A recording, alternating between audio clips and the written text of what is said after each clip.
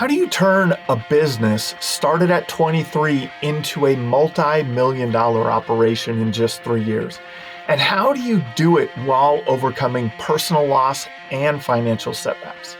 Today, we're sitting down with Ian Smith of Omega Exteriors to hear his incredible journey from selling newspaper subscriptions to building a booming roofing company. Ian's story is about grit, resilience, and a relentless commitment to mastering his craft. Ian founded Omega Exteriors at the young age of 23, and now his team generates millions in revenue. His passion for knowledge and relationships has been the key to his success, and it's what makes his story so unique. But Ian's journey is also deeply personal. Growing up with little, losing his father, and having to depend on himself for success shaped the leader he is today. In this episode, you'll learn why asking the right questions matters, how Ian built a culture of continuous learning, and the importance of perseverance. Let's dive in with Ian Smith. Welcome to the Roofing Success Podcast. I'm Jim Aline, and I'm here to bring you insights from top leaders in the roofing industry to help you grow and scale your roofing business. Ian Smith with Omega Exteriors. How's it going today, man? Good, man. Thanks for having me on, Jim. Another Minnesota boy. Yeah, absolutely. It's fun to have the local crew on. You have been, I'll have to say, man, you've really made a splash on the scene in the Twin Cities here over the last couple of years. I started hearing about you from my friend Alex Bucher, who I had on the podcast, and from John Cenac, and just with great praise, right? Like, man, have you seen Omega? Have you come across Ian yet? Because we're both in the Twin Cities area, and I'm like, I started seeing those trucks around. What's going on? Like, what's up with Ian, right? And so have wanted to have you on, and glad that we could get some time to do this. For the audience, give us a little bit about your story, man. How'd you get into roofing and get Omega started? Yeah, so I mean, I'm 26 years old. I've owned Omega now for 3 years, so I started when I was 23 years old. I've been in the roofing industry going on 7 years now. My background is when I was 16 years old, I was selling newspaper subscriptions in grocery stores for the Pioneer Press, and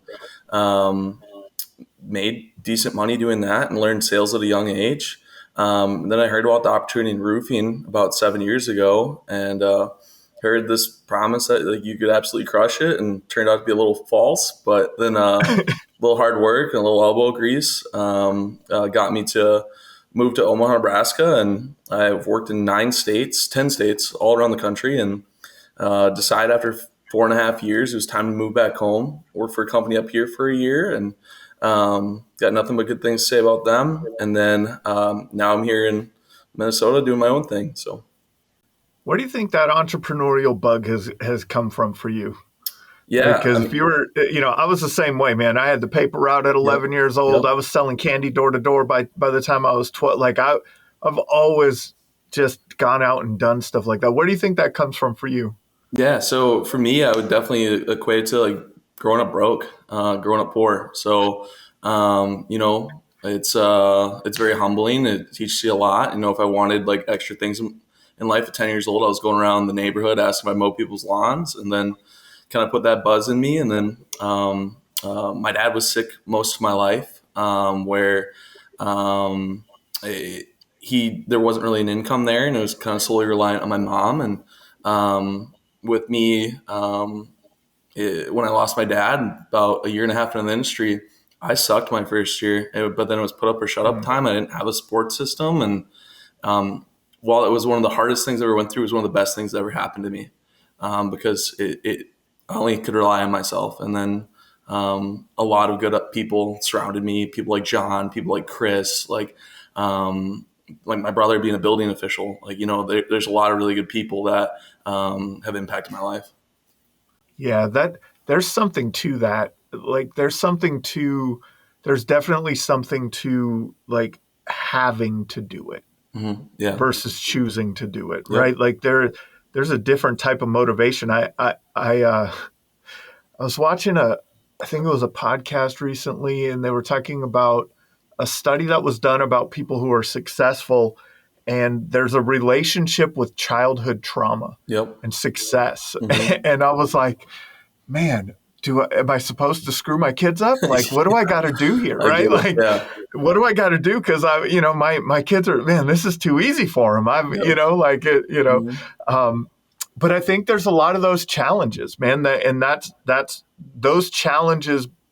Having to overcome those challenges, it really builds character, and it Yep. really that we always find a way when there is no other way. I promise you. Like human Yep. beings do that, Yeah. right? When there is no other way, we find a way. And um, so, I mean, you started young. So, would you start selling roofs at about what, 19? Yep. 19 years If I old. do the math right? Yeah, out of Omaha, Nebraska for Yep. a really large company, but I was part of a company. There was over 100 people, and only 3 people knew roofing, so very little training. Kind of had to do everything on my own, and then but I learned a lot through it. And my first year, like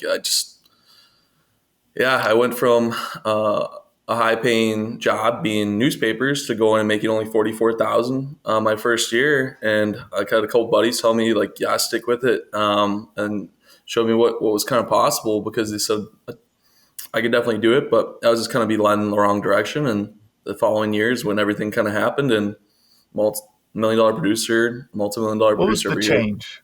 What was the change there? Like, I mean, it sounds like, and with a lot of things, right? You got Yep. to get your footing. You have to, you have to kind of start to understand it. What do you think if you could pinpoint one or two or three things that were like, hey, I changed this, that, and the other thing, and all of us, and that I went from making 44,000 to, 100,000, couple 100,000, whatever you Hmm. made that year. Yep. I would definitely say it came to the I mean, when I would go to all these places, when I worked in 9 states, I didn't really have any friends in any of these areas, and so I had to go create opportunities for myself. Whether it was friendships, relationships, whether it was going and meeting customers. Like I had nothing else to do. Like I just wanted it more than anyone else, and I was willing to go work hard for it. Then the day, like one of the reasons why, like I think I've gotten any side of like success or anything like that is because I've messed up more than just about anyone. You know, my first $100,000 job I ever did, where I'm expecting to go make, I mean, 15, 20 grand on, I went 5,000 negative on, because it was all these what I thought were steel buildings, and they were all tin.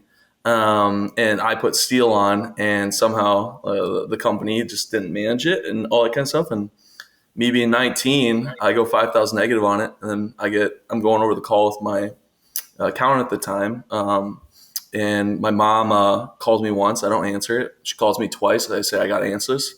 I got a call that not only did I just lose 5 grand, I lost my dad in that moment, and then I had another bad thing happen. And so three things just hit me all at once, and then I went back to Minnesota 3 days later. I drove all the way back down to Omaha. I'm like, I got to go work. I got to go make something happen. And it was just like this thing just clicked. So it's just a switch. It was like, I mean, maybe there was a little bit of, and I'm reading into it a little, but like uh, almost a little bit of the work helped you through the grief, Yeah, right? Like, absolutely. Or like fight or flight, It's like yeah, I had sink or swim. yeah, And so, yeah. yeah, it was That's definitely something, a man. tough thing. But Yeah, that's something.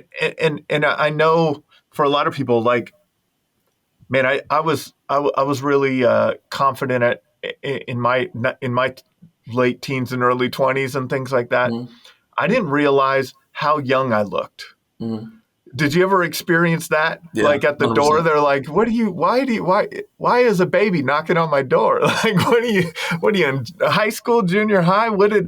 So I'm sure that there was some overcoming of that too. How have you overcome the kind of the stigma of youth as you entered the roofing industry, found some success on the sales side, and then started your own company? Yeah, I mean, I think that's like a really good question. So I would say, like when I first started, it was a big hurdle. Like I didn't know what I was talking about. I didn't know what I was doing. I just knew I needed to work. And so what I did was I grew a goatee. Like, was not a good look. Don't recommend it. But in the moment, it gave me at least a little bit of confidence. And then just like I think confidence is one of the biggest things. Like, Hmm. fake it till you make it. I get that, but like the next thing that kind of like transfer that over, like once I had the confidence down, was I just wanted to be more knowledgeable than just about anyone, and that's one reason why me and John Cenac relate Yeah. a lot, and Chris, and like brother, like I want to know all the codes. I want to know exactly like that Valley Metals 29 gauge steel, and it's like something that like how do you combat certain different things that what is the tensile strength of each shingle or all that kind of stuff. I think it's like really good knowledge, and when I can say those kind of things, I'm presenting myself as the expert, and I flip the script, and at that point, it doesn't matter the age. And it's definitely something I've had to learn with my business, because when I'm 23 years old, hiring people that are twice my age, it makes a difference. Yeah, I love what you said there. So to me, I'm going to summarize it or Yeah, paraphrase it yeah, a little bit. Is that knowledge brought confidence, yep, absolutely. right?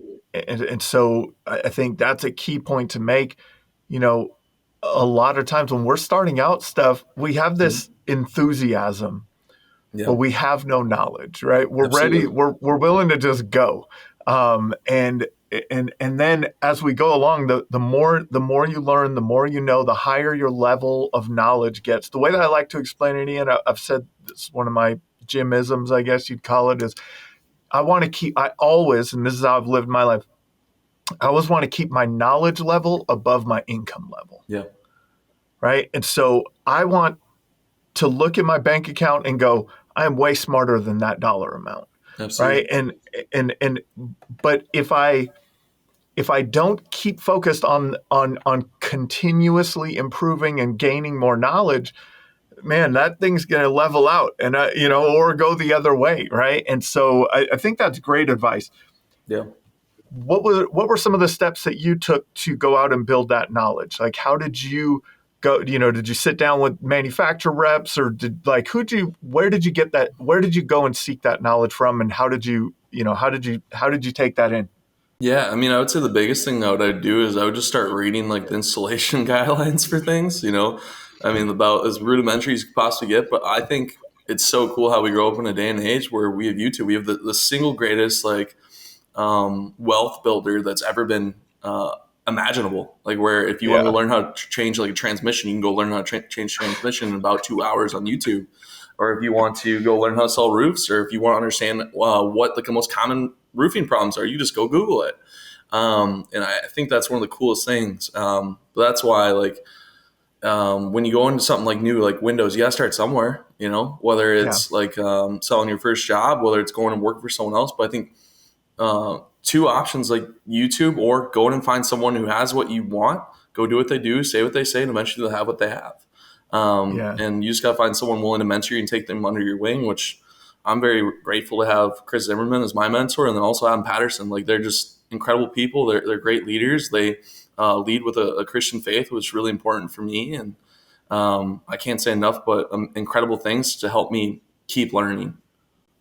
How do you think you develop those relationships? Because I encourage this a lot. Like I encourage, like there are so many people in this industry willing to share. Right before we got on camera, you were like, "Hey, are you going to RoofCon this year? Or going to this conference or that Mhm. conference?" And I'm like, man, I tell people all the time that sometimes at those conferences, the conversation you have at the lunch table when you just sit down with someone you don't know might be more impactful than the person that's on stage, right? Absolutely. Like, and those relationships. And I truly believe that there are so many people out there that are willing to share, even with people in their markets, right? Mhm.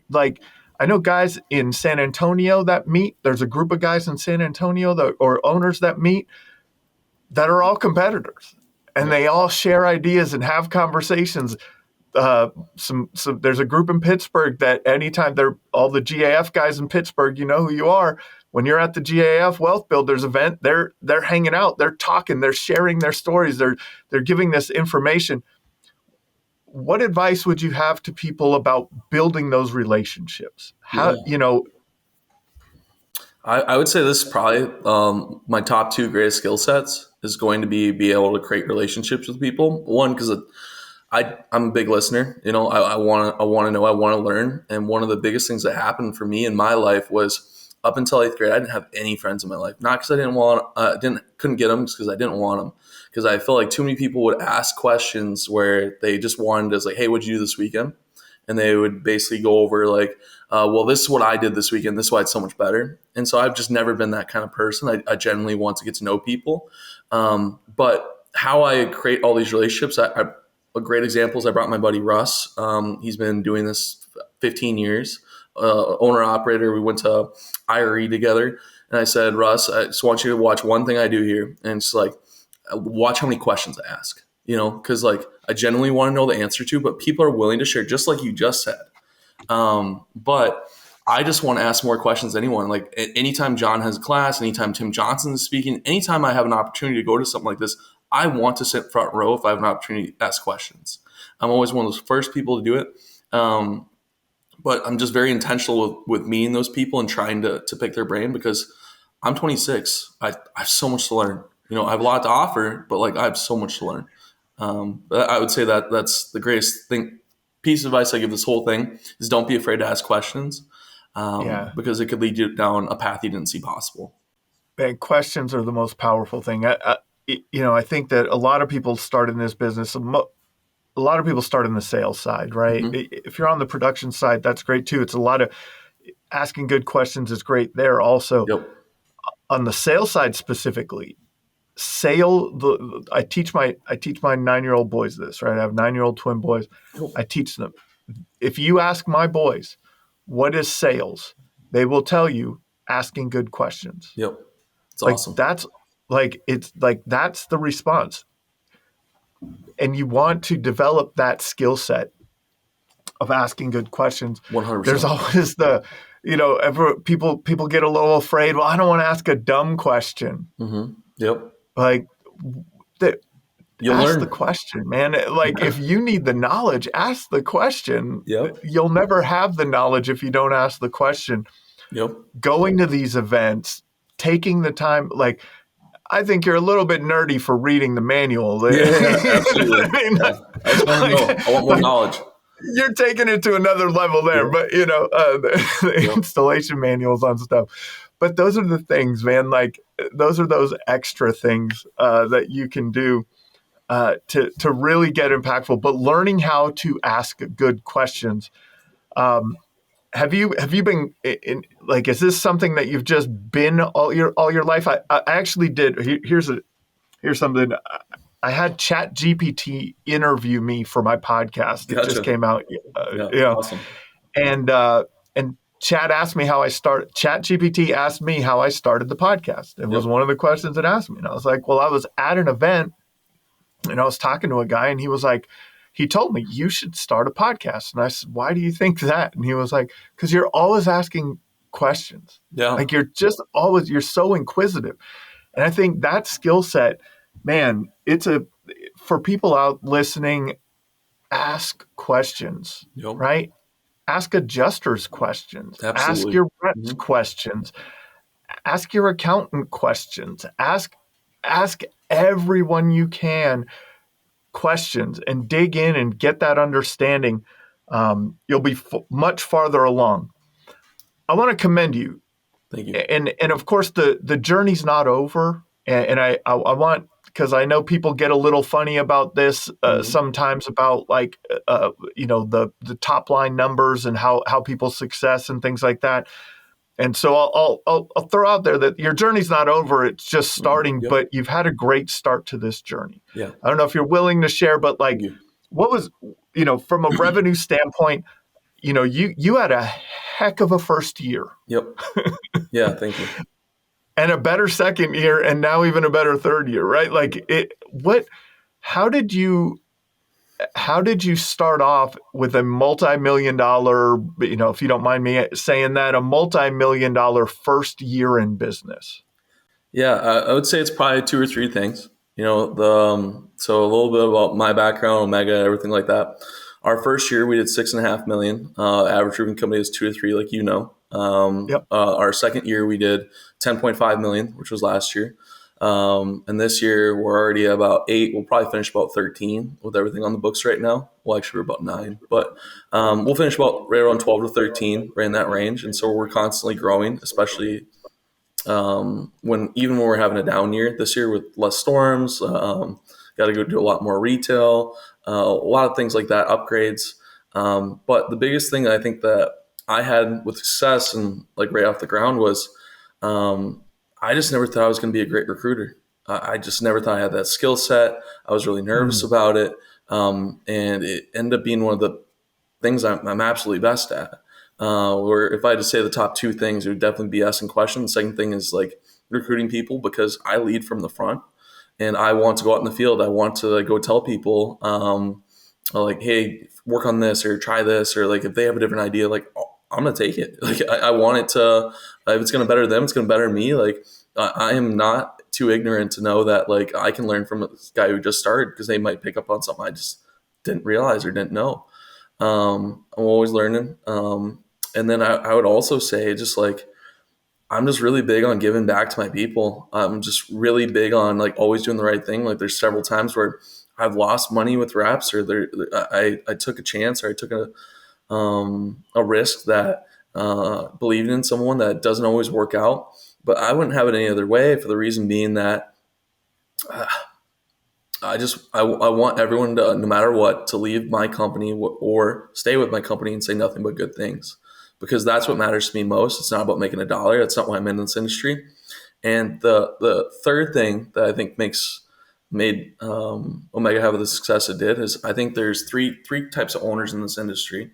There's someone who's really good at sales. There's someone who's really good at production, and there's someone who's really good at business. And so this is actually my second business. I used to actually own the newspaper kiosk company. I did pretty good. I had about eight or nine guys working for me when I was 19. I had a 0.74 GPA leaving college. And what happened was I got in the industry not knowing a whole lot, asked a bunch of questions, and then by leading from the front, I just saw the best kind of results like I possibly could ask for. And I still knock doors. I'll still go out in the field with the guys. I'll go on adjustments. I'll help do estimates. And one of my biggest challenges has had to be delegating, which I've been learning. And Adam's been helping me a lot. Chris has been helping me a lot. And because of that, the business keeps on being fruitful and will be for years to come. Yeah, that's awesome. Thank you. I think that one of the things that that owners don't realize when they're getting started, or even along the way, a lot of times it's not 100% clear, but a business is people. Yep. And so having a skill set in hiring is probably the number one skill set for success, Yeah. right? Like if you hire the best people or can attract the best people, or not maybe not even the best people, but great people. We'll just say Mm-hmm. great people, not even the best. Yep. If you can attract great people that work together well and all are willing to walk the same path and march together, that's it, man. Yep. That's the thing. Having hired as a teenager, probably had some lessons Yep. there, right? Absolutely. But now let's talk about let's talk about that a little bit more. Yeah. What are your thoughts on recruiting? Like first, Mhm. like just your broad thoughts. How do you attract the right people to Omega? Yeah, I think I can probably elaborate quite a bit on this. So my first year, I mean, I was able to recruit 15 people. You know, a lot of people like that. Some people stayed. Some people wanted to go be adjusters. Some people wanted to do something completely different. You know, but at the end of the day, like it's always being able to adapt like around it, because like you never know when someone's either going to get A, burnt out, or B, going to be a killer when you never thought it could be possible. I hire based on culture. So whether or not I think someone's a good person or not. I can't tell you a single time that I've ever let someone go where there was lack of effort. You know, I'm willing to work on that kind of thing. But if they have a bad attitude, they're bad for culture, I have to make those hard decisions, even if they're a friend of mine, which I've been tested a couple times with. But I'm not willing to take that sacrifice where it could ruin the rest of of the culture. And I would say that's probably the biggest thing. But in terms of finding people, doing all those kind of things, I found when you're a good person, you put yourself in the right situations. You go out and try to do things the right way. Adjusters will recruit for you. Sales reps will recruit for you. And then just also your network. I mean, success leaves clues, and people are willing to reach out that I know I never saw coming. And then one of my favorite things ever is just giving a guy a call who's making $17 an hour before, and then tell him like, "Hey man, you just made 100K for the first time in your life, or you just made a life changing amount of money, or you remember that goal we set? Well, now you can go do it." Like that's just the coolest thing to me, and that's my why. And if you look at like Simon Sinek, like if you find the why and work from there, like I know my why, and it's empowering other people and giving people like a home. And so Yeah, that's awesome. What do you do? What's your process of determining if they're a culture fit or not? yeah, I would say one, whether or not they're ethical. So whether or not I could see them lying or not. Someone, if I hand them my wallet, that I know I'm getting it back. I would say I'm looking for someone with a positive attitude, not someone if I put them in a tough situation, if they're going to complain or complain to other people. That's not the kind of person I want. I want someone to say, "All right, I was in this tough situation. How do I learn from it?" I'm looking for someone who's also asking questions. Um, it can be annoying some days, when I get questions from 30 people, it can be a lot, but at the same time, like I would much rather have them ask those questions, and I'm willing to put that time in those people because I know it's going to help them. And I know at some point they're going to be self-sufficient, and that's where you delegate leaders. And that's where Yeah, growth comes. that's where growth comes from. Mhm. And so do you hire first and kind of feel it out along the way? During the hiring process, do you do anything specific that makes you like that kind of gives you an example of the things that to make sure that they're that fit? Or is it okay, I'll bring you in and we're going to go out today door knocking and I'm going to kind of feel you out?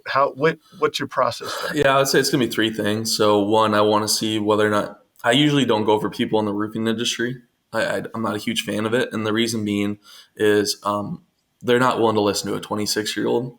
Even if I had any bit of success, it's just like yeah, I'm not a huge fan of someone who thinks they're too good to learn because I know I'm not. You can critique me all day, you could work for me, and like let's come up with a solution. I'm a big solution person.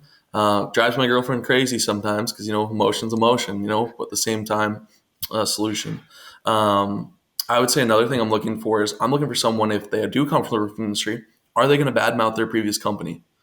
Were they in a bad situation, or are they going to say this poor me story that a lot of people have? Sometimes it really is like a bad situation. I know who those companies are. That does make a difference. But at the end of the day, like if they bring it up, I know I'm not speaking on it. It's like I'm just trying to test to see what they're going to say and see how it made them feel, because there's a good chance if they're talking bad about another company, what are they going to do when they leave my company in the future if they leave my company? And so Yeah, I'm just not willing to take those culture risks because I would rather have plotters. I'd rather have guys that do $500 million, than guys that go do $2-3 million. I would rather fire the person doing that much than have it ruin my culture. It's just not money's not worth it to me. definitely. What do you, what have you done to like define your culture for me? What do Yep. what is your culture, and how did you create it, and how do you keep it going? Yeah, I would say people that are willing to help each other, whether they have skin in the game or not. I think that's really important, because there's so many different situations where, let's say, for example, you take off siding and there's some house insulation on there, like interior insulation, and the adjuster will be like, well, that's 1 inch fan. I mean, 1 inch fan fold. We're only gonna pay for the one side. Well, how do we get to the finish line? First of all, like that siding, it's if that interior insulation ever gets wet, it ruins everything else. It's also 1 inch. Fan folds three eighths to 5/8, and so that's not going to be a waterproofing envelope because there's no water tightness. So if we have to replace one side, we have to replace the rest. And when one person, I teach them how to go through it, I just get so empowered by seeing well, hey guys, what do I do here? And then one of my guys already goes running to him like, hey, this is what we did last time. Here's what worked. Or what do we do if like we got to replace like half a slope of wood shake? What's the break factor? Like a lot of those different things. These people are more than willing to help each other. And the other thing with culture too is like I like to set incentive goals. Like this month I did something where if anyone hits like 150K in sales, we're gonna go to Colorado. And for 3 days. We're gonna go fishing in the mountains, and it'll be a good time. And we have a sales goal. If you hit 650K, you get to go to Jamaica. And so it's really fun and it's empowering to see those people. And I really do invest a lot in my staff too, because like it's really tough when all these sales guys are constantly getting all the perks, the rewards, everything like that. Because without sales, there's no company. But then what I do is I'll bring them to Jamaica too, because like that's an added bonus and it's quite expensive. But like then they go tell their friends about how awesome their boss is, because like that is my goal, because I truly like every single person that works with me. Um, and I want them to have some that they're proud to post on Facebook, that they're proud to be a part of, and um, I want to invest in them. Yeah. I think that's a big thing. And it was kind of funny you went there because I was Mhm. going to ask you about that. Like, Yep. it is funny how it's not funny.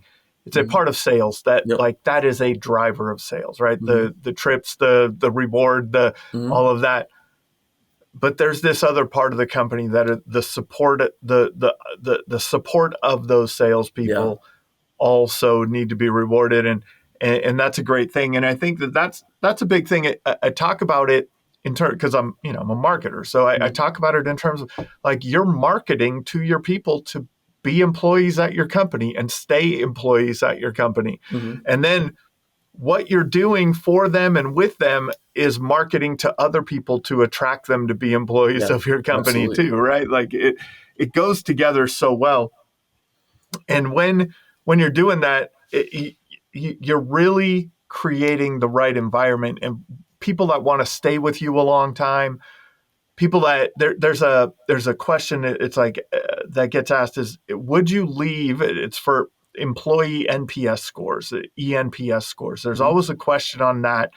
If you survey your team, and it's would you leave your job for another company at a 10% raise or Yep. not. And that's a good indication Absolutely. of the culture, right? Like if they'll take that 10% and go quick, you're missing some things Mhm. on that day-to-day basis that stuff that keeps them around more. I think it was a study by Google. It might have been by Google, but there was a study that was done that uh, 80 it was like 85% of people said that they wouldn't take that job for 10% more if they had a friend at the company, Oh yeah. right? Yeah. Does your team has your team become friends? Are they like Yeah. how do you encourage that? Yeah, I would say most people have, when it comes to, I guess, the culture and things like that. It's a good and bad thing. Like if you look at like Machiavelli, is it better to be feared or better to be loved? I get the whole premise of the book is going to be feared, but I would argue to be loved. It's like every single person in my company I'm friends with, every single person I see very highly of. I can't say anything bad about a single one of them, and that's created a really good culture. But what I would also say is when you believe in people, when you try to do team bonding events, when you try to do group learning sessions, go out in the field together, do all those kind of things. Like a lot of times you find people that want to succeed together, want to win together. And if you look at like the top four things why people leave a company. Usually money's about four on that list. Usually it's going to be culture is going to be number one. Usually it's going to be whether or not someone promised you something and didn't pay it, whether it was a bonus, whether it was an incentive, whether it was whatever it was. Third thing's going to be usually like if it's poorly ran and like they don't have the support. But money's usually about four on that list. It's not usually the top one. And people would rather choose a culture that is inducive to like winning or to being a family, then I would say money. Granted, I think I pay pretty darn well, but I think those things go together pretty good. Yeah. And I think that if you take care of that part first, then and encourage the financial success, right? That helps a lot, right? That Yeah. really helps a lot. So what have you? And I know in the past we've talked. We chatted. It was a week or so ago, and you talked Mhm. about wanting. One of the most fulfilling things to you was helping people succeed financially, Absolutely. right? Yeah. And so finance. It might be number 4 on the list, but it is so impactful in people's lives to have them reach a place financially where they can buy a home, do things, save for, put their kids through college, do Absolutely. those types of things. How do you think about that in terms of helping them develop their financial acumen and I guess being better off? Yeah. I mean, what I would probably say to that is going to be like, whether it's going to be bringing in a financial advisor, brings a realtor on how to buy a home. Like I want these guys to not just learn stuff about roofing, and siding and windows, gutters. I want them to learn about like life skills. Cause like one of the things that I do for recruiting is the average age of my company is probably about 26, 27 years old. I want the young guys. I want people that didn't have someone show them how to do a lot of things. And while I may not have all the answers, I know a lot of people that do. And so I'm willing to bring those people in. Like we just had Dan Walrick come in the other day, and he's going over like end of the season burnout. He's going over things like how to win basically at a high level for X amount of years. And right before this call, I mean, I was on Dan's call for 30 minutes and still just ended probably about 10 minutes ago because I want to keep learning too on that kind of thing. Him and Deshaun were doing a great job. But I want to give these guys opportunities to go put them in a better place. And when it comes to hiring them, I ask them always the same couple questions. It's going to be what's important to you? What do you want to see change in the next 12 months? What do you want to see change in the next 5 years? And then Mm. by doing that, I can create that goal. Like I sat down with the guy and he said, well, to help homeowners, like, all right, well, Russell, this is not about like, all right, what's going to help you help homeowners right now. This is about like what's your financial goals to be able to do it, and how can I help you get there? Granted, helping homeowners is the focal point of the company, but like I'm solely focused on you right now, and so being able to do that, and I know we're gonna be able to hit those goals. It's exciting, it's fulfilling, and I have like an album on my phone where it's just nice messages from reps. I literally just screenshot every single time I get something like Ian changed my life, or here's this cool opportunity that you help me create. So I'd love that, and it's fulfilling to me. I love those questions. Yeah. I want to know some of the best answers or that you've gotten hmm when you ask those questions. Like, what were some of the ones that you were like, man, that's something. Yeah. I want to go take off to the Dominican Republic or Colombia for 3 months, and so giving them the freedom to be able to do that kind of thing. I'm perfectly willing to help support that goal and put together a plan because, like, I don't do anything in life without like writing down exactly what my goals are every single year and what couple things and factors are going to help me achieve them. And then another one's going to be like, I just really want like a TRX. I'm like, well, let's not think about financially there. I just don't think it's a good idea. I'll coach them through that. And if they still want to do it at that point, that's up to them. Why Um, not a TRX? It's such a yeah, great idea. It's going to be worth half of what you buy it for in 2 years, right? Like it's just no. a great financial decisions. Yeah. And so a lot of it's just like coach them through that kind of stuff. Cause like, I think Yeah, one thing I do really good is like, I'm not flashy with anything. I don't need a whole lot. yeah. I'm pretty simple. I mean, I bought a used car and it was under 20 grand, you know? But that's just me. Yeah, that's awesome, man. Like, and that's an example, right? There is a leading by example, and it I think that in your future it may become more challenging hmm to be as to Yeah, live as frugally when you're absolutely. when you if you With continue to family. find success at the level you are, hmm man, it's a challenging thing. There's a time where you go, wow, I can really buy that new boat. Yep, absolutely. you know, there's a couple guys in the, like I don't know if you know Tony Flatham from Build Very Strong. well. Like, boy, he has a real nice boat out on the Very St. good. Croix, right? Like Yep. he has some very nice cars. But I think that there may be a transfer. Like there's two sides to that coin, right? In the beginning, you want to not show that frugality, but Mhm. help people understand that you're not in it. It's not in it for this. But then there's a point in time where it's actually to be aspirational, and I think that's the Yeah. way Tony does it, right? Like Tony is it's aspirational for his team Yeah. that wow, this is the that's really Achievable. attainable. Yeah. You know what I mean? Like that's a Absolutely. crazy thing. So as you continue through this journey, and it may be like, wow, all of a sudden it's like, well, all right, maybe it's time for this, and hopefully that you can do it in an aspirational way. You know what I mean? Yeah. Maybe that's a Absolutely. good path for it. And for people listening, if it's your first year in business and you got 3 reps and you got a brand new truck and they got barely getting paid on their jobs, yeah, there's a problem there. Absolutely. you Yeah. know, like, 100%. like there's a big problem there. Yeah. We didn't have a great storm year in Minnesota this year, Nope. Nope. and the two before that were phenomenal. Yep. Absolutely.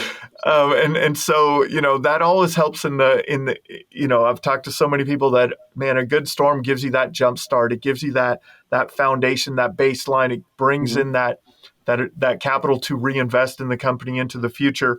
How has navigating this year been? What challenges were there that you faced, and what did you do to overcome them? Yeah, I would say there's quite a bit of challenges that come to it, whether it's knocking old stuff, whether it's on retail or whether it's upgrades, whatever it is. But the biggest thing is like making sure that I'm supporting my guys every way possible to be able to get out there, be able to, whether it's going out knocking with them, whether it's creating that leadership. And I've had 2 really awesome leaders and a great production team, just absolutely really make an impact this year. Something that I needed, that structure and that kind of a boost to my company that's really motivated guys like, yep, I'm in the right place. Like, this can be so awesome. We get a good storm year. But I love non-storm years. Granted, this is the first time I've experienced it like with my own company. I think it's a good thing because like I'm just looking forward to a lot of the not so great competition to get out. I don't mind competition. I think it's a good thing. But there's some good players, there's some bad players. But on all 3 sides, whether it's adjusting, whether it's our side, whether it's supplementing, there's good and bad with everything. Yeah. But yeah, I would say one of the biggest challenges is keeping those guys motivated, and I'm willing to throw out some goals to be able to Mhm. do it. Do you think have you lost more reps this year because they haven't been able to get to the numbers that they wanted to hit? Is there any of those challenges that happen, and Yeah, I how would have you say there you definitely know is where there's definitely some people that, man, it was so easy before, like now it's so yeah, hard. I don't know what to do. But like I think one of the things that really helps me and also Charles that works with me, it's when I got in the industry, I was thrown in Omaha where there hadn't been a storm in a year and a half, and I'm knocking all 2 year old stuff. Um, and I just I just go make it happen. But the more doors you knock, the more opportunities you get. And one of the biggest things that CJ lives by, which a lot of my guys really like too, is trying to get one more no. And yeah, so trying to be out there and get every opportunity possible. yeah. There's a real missed opportunity in. I hear it in the industry all the time from a marketing perspective. Mhm. All of our when with roofer marketers, we'd have people that are like, I need my marketing out now. Like, I need my Yeah. Facebook. A storm hit, and if I'm not the first person, I'm never going to get any business. Yep.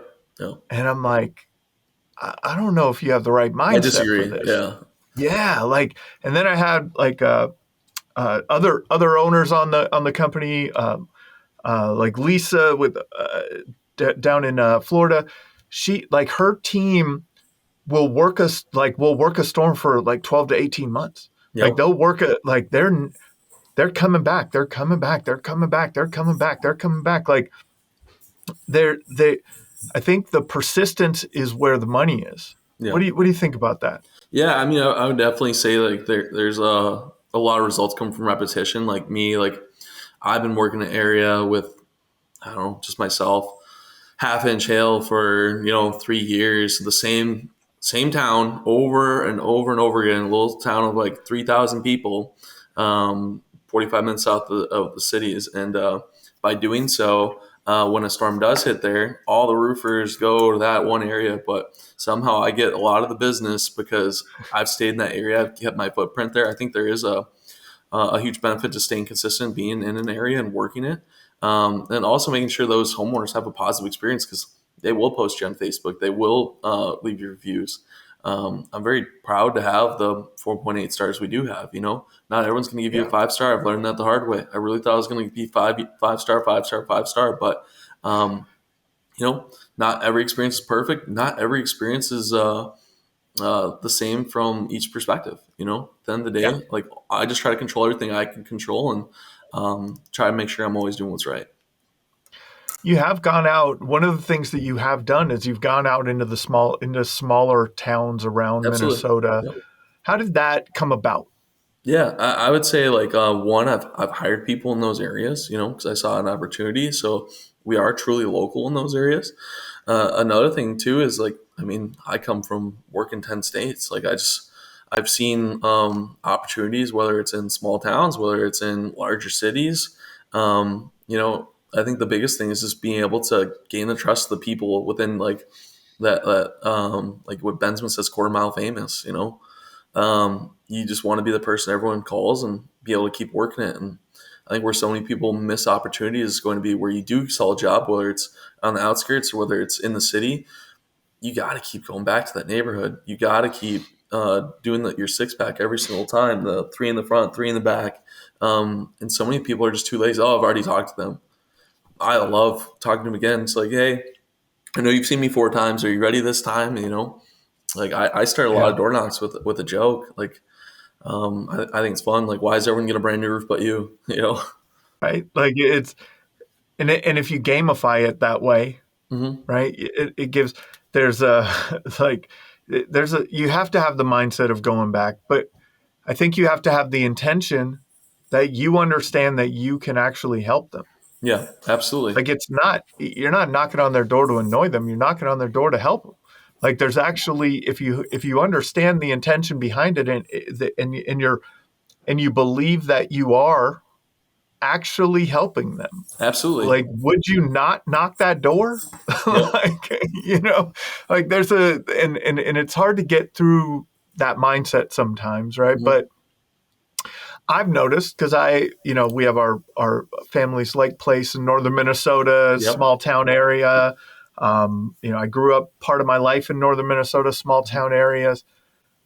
Boy, it's hard to get someone on the phone in those areas. Oh yeah, tough. Yeah, Um, and I boots on the think that there ground. is just an enormous opportunity for someone to expand into those areas. I've had a couple of contractors on the show who kind of live it. They've built their businesses in that area. Terry Gualti, for one, with Integrity down in Illinois and he Hmm. goes down into Tennessee and Kentucky there. Um, I mean, his shop is in a town. His main office is in a town with a population of 50, and I don't know, at the time he had like 250 reviews. So like Yeah. but it was from the surrounding area. The team is traveling a little bit further, right? They may be Hmm. driving a 2 hour radius Yep. instead of but you and me, we both know that the traffic in the Twin Cities, it might be 2 hours from the southern metro where you are to if you got to go up to the northern metro, right? Yep. If you got to go through traffic. So it's, but how do you help your team in those smaller markets, bring professionalism to those small towns? Yeah. I would say there's a couple things I've learned. Like when I was in Missouri, like I talk very proper. I'm very, yeah, it's definitely the word proper. And so when I went to Missouri, I couldn't talk proper. You got to kind of adapt to what you're in. Whether it's wearing like similar clothes or whether it's like tucking in. Like I had one guy tucking his shirt in the country, and he's a guy that like has basically lived up there all summer. He was up way past Duluth by like Mountain Iron. He was tucking in his shirt and he just wasn't having the same amount of success. Like, I don't know what it is. Like, trying to tuck your shirt, like, I think that was it. And so, I don't know. People want to work with people that remind them of each other, want to be relatable. And also just like making sure that you keep working that same area. That's Yeah. everyone's different, like people in Edina might act completely different than people in, let's say, like, I don't know, Northfield. Yeah. But at the same time, like they still have a lot of the same beliefs, a lot of the same ideals, and it's kind of like the whole innovator versus like early adapter kind of thing. Yeah. I think you're right. Like, there's a different attitude out there. I was actually, Hmm. who was I talking to? I think I was talking with Adam Bensman about this, Yep. and I was like, yeah, I was up at the lake, and up there, like, if you have, it's small town, northern Minnesota. If you have a fancy vehicle, like, you're going That's to a good be point. looked at in a different way, right? But if you pull up in a truck that's the same price as that fancy vehicle, you're gonna, like, there's a, or if you have a boat that costs more than that Mercedes, Yep. like, Absolutely. people will, it's a weird thing, and we are talking about people in the kind of in mountain towns of Colorado in that regard too, and it's like, people, the culture of the area, right? Absolutely. We talked about company culture, but there's a culture of the area that maybe you have to align to, right? Like, if you're knocking down in Texas, I just saw a comedian talk about a joke. He was a comedian that moved from California to Texas. He still had California plates, and he got pulled over in Texas. And his rant to the cop was about, I had to get out of California with all the liberals out there, like, and Yeah. the joke was that the Texas police officer was like, "Oh, you could go, sir. You're good. Yeah. Yeah. Like, Yeah. don't worry about it." Right? Like, Find something to relate with it's anyone. Yeah. you do have to fit in a way, right? There's a and adjust to the area. If you're working a higher end neighborhood, there's a different presentation that you want to have.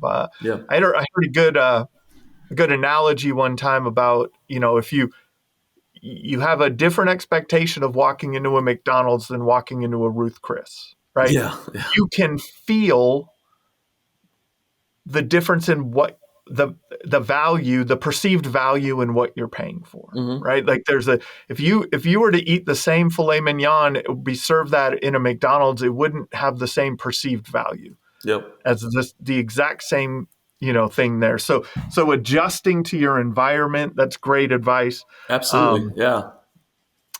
what have been the biggest challenges along the way, man? Going from going from zero to 10 plus, Hmm. to eight figures. We'll say 0 to 8 figures, and that's a jump. That's a lot of problems to solve, the way I look at it, right? Like, there's a lot of problems to solve. Yep. What have been the biggest challenges that you've faced, and how have you overcome them? Yeah, I would say it pays on the sales rep side. When I first got started, I would say the biggest one's going to be just like being willing to like go out. Like, where I found the most success was when I went and knocked 29 out of 31 days in a row, and that absolutely changed my life. I went and started the company with $100,000 versus 10 grand. I've never had a loan. There's no business debt, none of that kind of stuff. Well, I think that's one of the biggest mistakes people do is that they Mm, go and try to do it with very little capital because if you look at the three people, like there's the guy that's good at sales, there's someone that's good at production, there's always someone that's good at business. Is the business leader, let's say someone like Tony Flatham, or if you're looking at like even Chris Zimmerman, like there's someone that understands business and aren't afraid to make hard decisions. But then yep. also, if you have a production person running a company, if the production ever starts failing, like that whole tower crumbles. You can't replace that person. They're not going to be good at the sales side. You can't implement them there. They're probably not going to be a good business owner. And if you have someone who's just good at sales only, there's so much business stuff they just don't understand. Granted, you can find those people, you can find a way to make it work, but people try to grow too fast. Mm, Me, when I started, like I knew like I wanted a good sized team, so I was willing to save up that money, to like be able to start that company that I wanted to do. I didn't want to do it with a small capital, only do a couple roofs. Like I do, like I, I'm a business owner because I want to empower other people, not because I want to go make a ton of money. The money's the result. It's going to happen when you do the right thing, whether you're owner operator, whether you're good people. But like I thrive off teaching people. In terms of things that have been really tough for me growing is going to be delegating, learning to not wear every single hat. And, it's something I'm still learning, something I'm still trying to adapt to, and something I've gotten significantly better at. I have a great staff who means the world to me and really, make the world a better place. And that's one thing that really helps. Another thing that's really tough is like cash flow. You can't spend it. I lucky for me, like I don't need flashy things. I don't care about it. And so I haven't had as hard of a time with cash flow as I know many people have, because of that. Collecting is, really important. So that's where I've used SMA services, which is like through Hop and Weber and through Adam Patterson to be able to have someone always following up on the collections and stuff like that, which is huge because like if you don't collect that money, it's the longer you wait, the harder it is, and that's something that I'm getting better at, and I think that definitely helps because it does make a difference. And then I would say the next thing is going to be when you take on this kind of role, you're a lot of people's therapist. Being honest, with you, you're trying to keep people's morals high. People go through a lot of things. You're trying to be there for people, and I think it's really important to, and you should.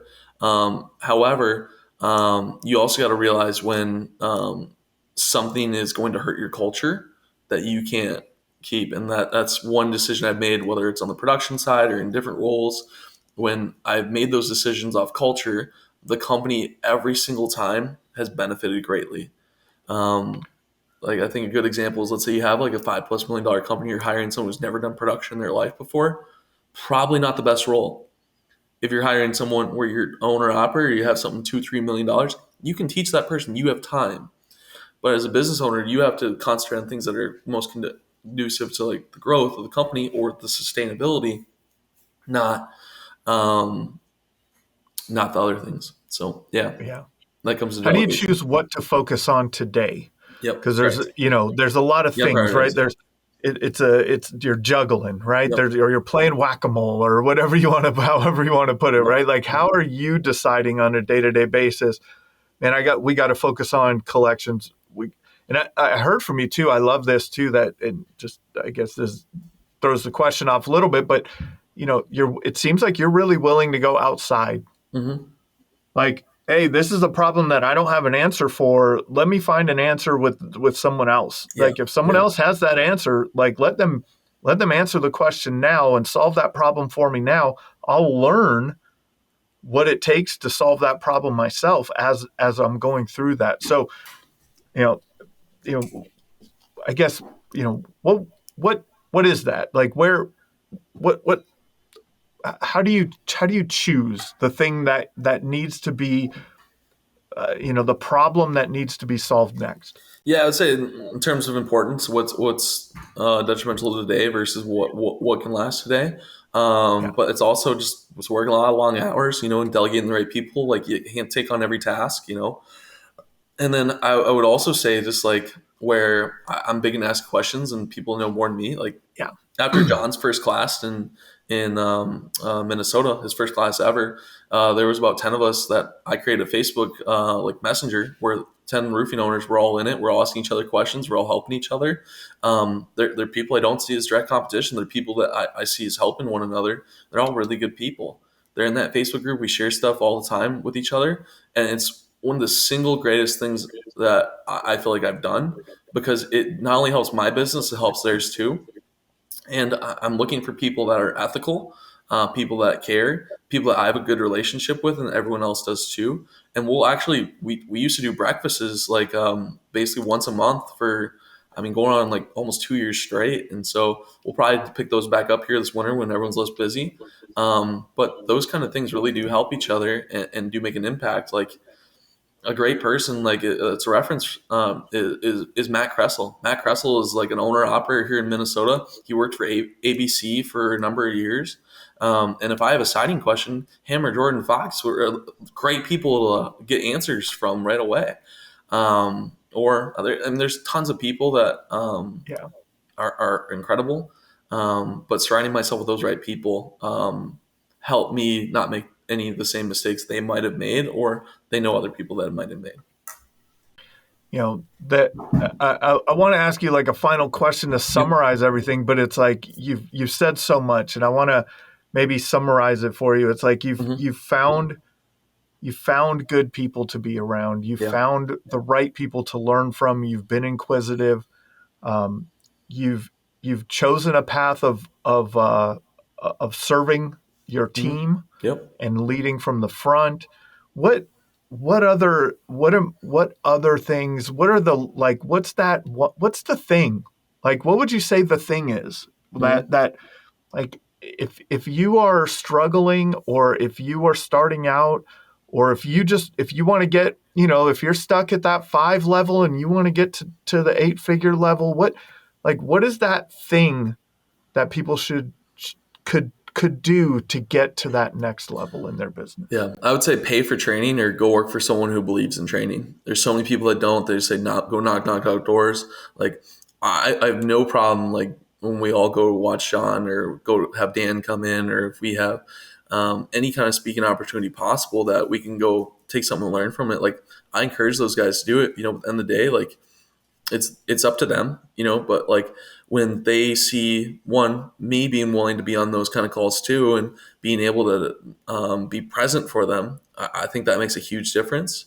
And then also just like if someone's struggling, like going out and helping them, whether it's me, whether it's one of the guys, whether it's just sitting down and talking through it and giving them the resources to be able to succeed.